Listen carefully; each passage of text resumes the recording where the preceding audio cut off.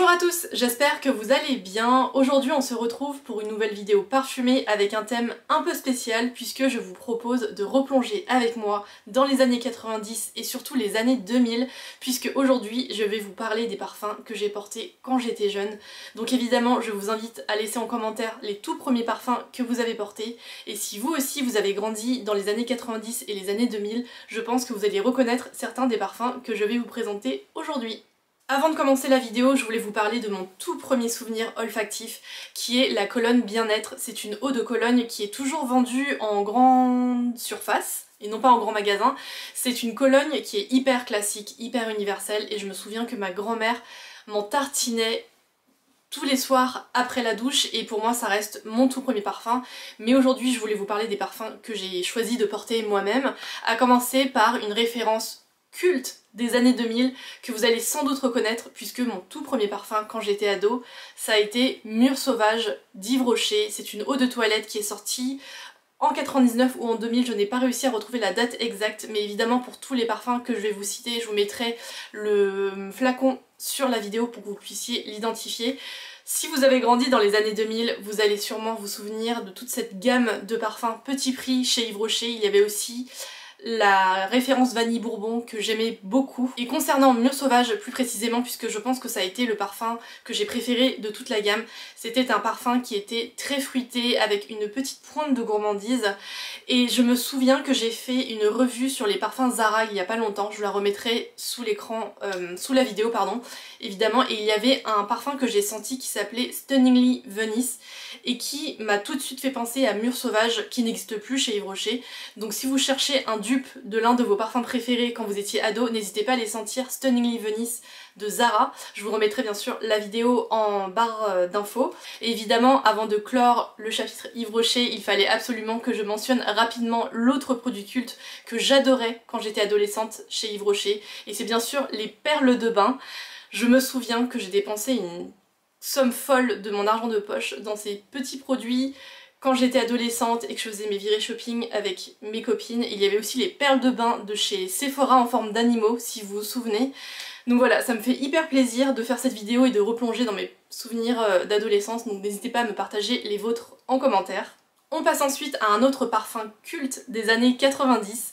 À l'époque, si vous vous souvenez bien, pour caricaturer un peu, il y avait les filles qui portaient Angel de Mugler et les autres qui portaient Lolita Lembicka, et moi je faisais partie de la deuxième catégorie. C'est un parfum que j'ai chéri durant toute mon adolescence. C'est une eau de parfum qui est sortie en 1997 et qui est signée Annick Ménardo. C'est un oriental gourmand qui contient de l'anis et de la cerise en tête.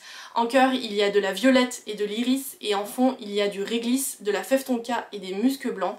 Et ce parfum c'est une bombe de gourmandise qui est un brin insolente je trouve, mais qui ne poisse pas trop et qui ne tombe pas dans l'overdose de gourmandise je trouve, puisque le parfum s'adoucit par la suite grâce aux notes poudrées et musquées et ça en fait un espèce de voile de gourmandise et de réconfort. C'est une odeur qui est hyper reconnaissable, qui est aussi assez clivante je crois et qui pour moi est iconique des années 90. Et le flacon, il fallait absolument que je vous le mentionne puisque moi je le trouve très beau, je trouve qu'il n'a pris aucune ride. Cette forme de pomme qui est dans les teintes bleu-violette qui lui donne un petit côté mystérieux et onirique et ces délicates dorures, moi je trouve qu'il est vraiment très très beau et vous savez que j'accorde beaucoup d'importance à l'esthétisme d'un flacon de parfum. Donc voilà, n'hésitez pas à me dire en commentaire si vous étiez plutôt team Angel de Mugler ou Lolita Lembicka. On passe ensuite à mes années lycée et le parfum qui m'a suivi durant toute cette période, ça a été Insolence de Guerlain. C'est une eau de parfum qui est sortie en 2006 et qui est signée Maurice Roussel. C'est un floral poudré qui contient de la framboise et du citron en tête. En cœur il y a de la rose, de la fleur d'oranger et de la violette.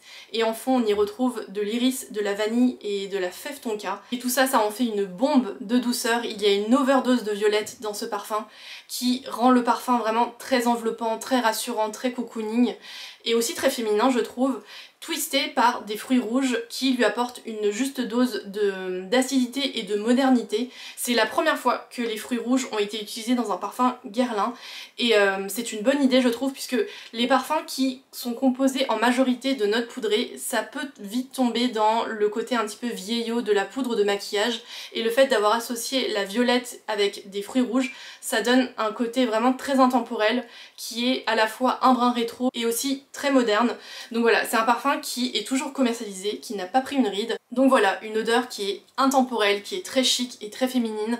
C'est un parfum qui est toujours commercialisé.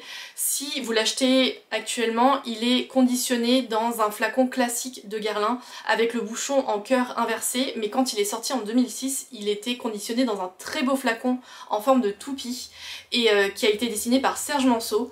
Pour la petite histoire, Serge Manceau, c'est un sculpteur et un designer français de renom puisqu'il a créé bon nombre de flacons de parfums iconiques, à commencer par la petite robe noire de Guerlain, il a aussi dessiné le flacon de l'Eau des Merveilles d'Hermès ou encore Flower by Kenzo. Donc voilà, c'était un très beau flacon toupie et c'est dommage qu'il ne soit plus commercialisé sous cette forme-là, mais ça reste un très beau parfum. Après les années lycée, je voulais vous parler du parfum que j'ai porté quand j'avais 20 ans. C'est un parfum qui n'existe plus je crois, mais qui fait partie d'une gamme iconique chez Nina Ricci.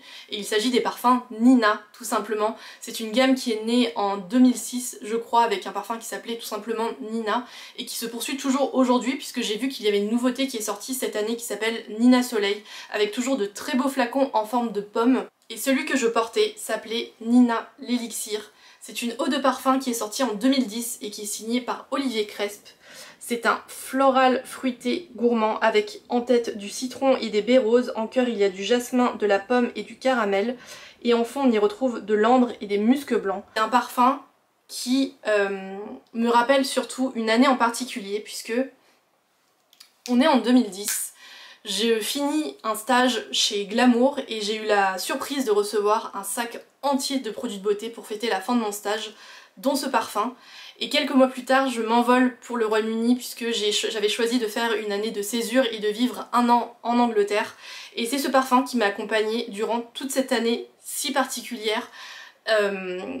Et voilà, et en fait ce parfum, ça me rappelle vraiment cette année-là, tous les bons souvenirs que j'ai vécu là-bas. C'est la réminiscence d'une certaine insouciance et de ce sentiment de liberté quand on a la vie devant soi. Et voilà, j'arrive même pas à décrire les notes puisque pour moi ce parfum c'est vraiment un tout et c'est plus un souvenir qu'une pyramide olfactive. Et voilà, ce parfum reste très cher à mon cœur. Et enfin, je voulais clore la vidéo avec le parfum que je portais quand j'avais aux alentours de 25 ans, quand je finissais mes études et que je rentrais petit à petit dans la vie active. C'est un peu le parfum qui m'a accompagnée dans mon passage à l'âge adulte, et il s'agit de Burberry Body de la marque Burberry. C'est une eau de parfum qui est sortie en 2011 et qui est signée Michel Almerac. C'est un floral boisé qui contient de la pêche en tête. En cœur il y a de la rose et du frésia et en fond on y retrouve de l'iris, du bois de santal et des muscs blancs. Et c'est un parfum, je crois que c'est le parfum que j'ai le plus racheté de toute ma vie et de loin. C'est un parfum que je vous avais déjà présenté dans une vidéo qui était un tag qui s'appelait Accro au parfum. C'est d'ailleurs la vidéo la plus vue de toute ma chaîne, donc je vous la remettrai en barre d'infos si vous l'avez ratée. Et d'après la marque, si je me souviens bien, elle décrit ce parfum comme une odeur qui habille la peau à la manière d'un trench.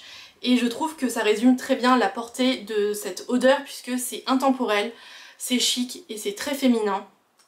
Et je ne le porte plus ce parfum, mais je le trouve toujours très beau. Et voilà, c'est un parfum qui est vraiment très féminin, mais sans être sensuel, qui est juste hyper affirmé je trouve. C'est un parfum qui a du caractère et en même temps beaucoup de finesse. Donc voilà, un très beau parfum qui est toujours commercialisé et qui s'appelle donc Burberry Body. Voilà, j'espère que vous avez apprécié de faire ce bond dans le passé parfumé avec moi aujourd'hui. Si c'est le cas, n'hésitez pas à liker la vidéo et à vous abonner. Et bien sûr, dites-moi en commentaire quels ont été vos tout premiers parfums. Quant à moi, je vous retrouve dimanche prochain avec une nouvelle vidéo parfumée qui sera une revue sur une marque qui vous tente beaucoup apparemment, puisque vous avez été plusieurs à me demander une revue sur cette marque-là en particulier. Donc j'espère que ça va vous plaire. Merci d'avoir regardé cette vidéo et à bientôt.